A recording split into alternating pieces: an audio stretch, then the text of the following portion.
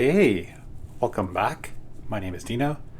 This video is on user characteristics. More specifically, it's going to talk about user characteristics that predict the ease or difficulty in using a product, whether that is online or off. I'll talk about 5 different characteristics. The first is experiences.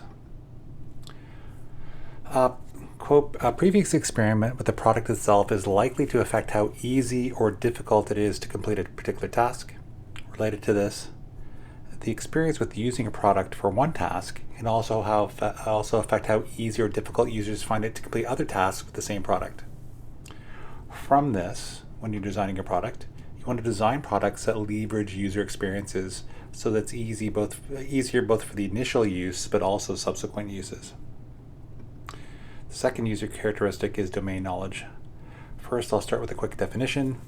That is the knowledge relating to a task which is independent of the product being used to complete that task. For example, say if you had an accountant or someone that was really very numerate and did a lot of numerical tasks, and they had used spreadsheets before. If they had previously used spreadsheets in an analog way, that should ease the use of software that also leverages spreadsheets. So previous spreadsheet work in the analog world leads to ease of spreadsheet use in the digital world. That's just one example, but from that, you want to try to design products that leverage various user domain knowledge, whatever that is. Obviously, this is spreadsheets in this sense, but in this example, but try to do that in other examples as well. Cultural background. The cultural background of the users can also influence how they interact with products. For example, when you have a light switch in the US or continental Europe or even in Canada, if you want to turn the light on, you flick the light switch upwards. In contrast, if you're in the UK, to turn it on, you flip the light switch down. From this, you want, when you're designing a product, to account for population stereotypes when designing for particular different markets. So again, this contrasts the US, Europe, Canada, for example, versus the UK, and how those populations do things differently. Next is disability or ability.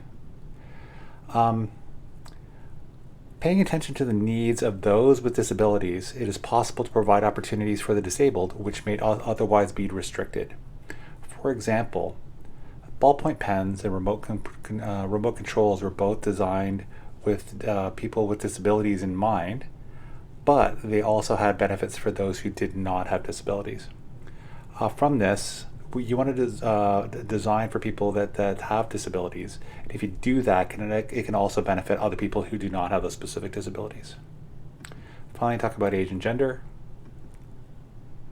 User characteristics that will often vary with age and gender, which need to be taken into account when designing certain products for usability. For example, when you're having a car, there's often this thing called power steering. And so what that does, it appeals to people with different strengths. So men are used a little bit physically, on average, a little bit physically more strong than women, but power steering helps to account for that difference. So it's easier for both a man and a woman to drive a car. From this, you want to design across age and gender to appeal to all. That was user characteristics. My name is Dino. Thanks for watching. Please feel free to like this video if you like it. Please feel free to comment on any of the characteristics such as experience, domain knowledge, cultural background, disability, or age and gender. Perhaps add another one if you think there is another user characteristic that was not addressed. Finally, please feel free to subscribe to this channel if you like this type of content. As always, thanks for watching.